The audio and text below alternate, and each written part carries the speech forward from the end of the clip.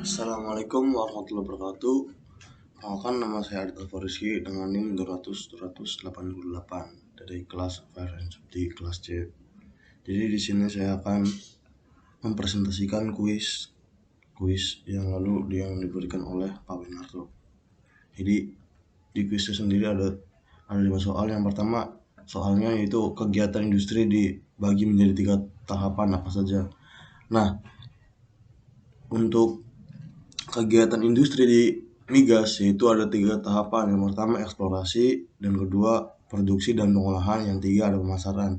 Untuk eksplorasi sendiri yaitu ada eksplorasi sendiri untuk mengetahui sumbernya minyak itu di mana dan apakah apa saja batuan yang ada di dalam bumi.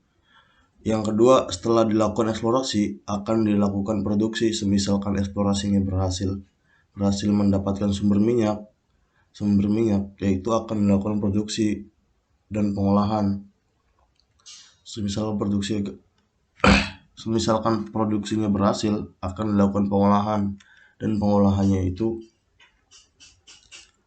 bermacam-macam, bisa diolah menjadi gas LPG, terus bahan bakar dan lain-lain. Yang ketiga ada pemasaran. Untuk pemasaran itu kita bisa memperjualkan belikan ke negara lain atau ekspor, dan kita juga bisa pemasaran itu ke SPBU ataupun yang lain-lain lah. Lanjut ke soal kedua, bagaimana kita mengetahui di suatu tempat terdapat minyak dan gas bumi? Yaitu dengan melakukan studi geologi dan studi geofisika dan survei seismik. Untuk studi geologi sendiri yaitu kita untuk mengetahui ini kayak struktur batuan itu seperti apa, dan semisalkan dari studi geologi udah mendapatkan hasil, akan dilakukan survei seismik. Studi geofisika dan survei seismik. Untuk soal ketiga, jelaskan cara kerja survei seismik. Jadi metode eksplorasi. Jadi survei seismik yaitu metode eksplorasi yang didasarkan pada pengukuran respon gelombang suara. Jadi untuk gambarannya yaitu dari mobil seismik akan mengeluarkan gelombang ke dasar permukaan yaitu, dan akan dipantulkan oleh batuan ke geopon pengukur suara.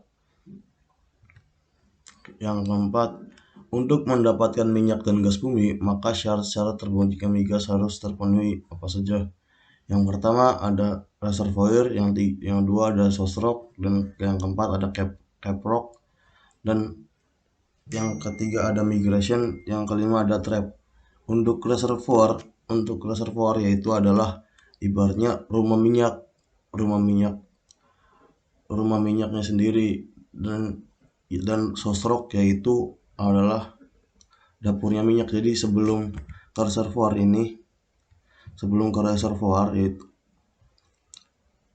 minyak itu berasal dari source rock, dimasak karena suhunya terlalu tinggi akan berpindah ke reservoir. Terus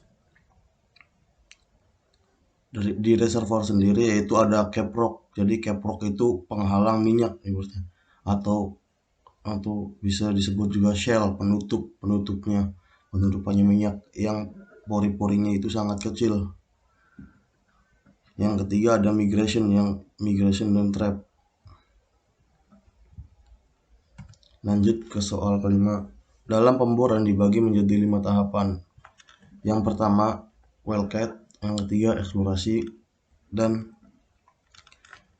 yang ketiga ada delineasi, dan keempat ada pengembangan, yang kelima ada reentry. Jadi fungsi wellcat itu adalah sumur uji buatan. Setelah dilakukannya wellcat akan dilakukannya eksplorasi kayak misalkan eksplorasi ini kayak masih sumber minyaknya ini banyak banget, banyak enggak gitu.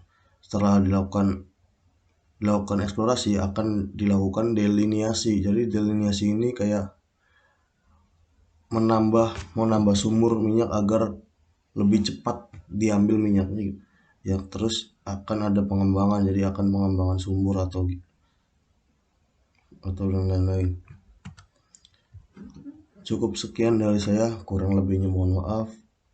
Wabillahi taufiq walhidayah. Wassalamualaikum warahmatullahi wabarakatuh.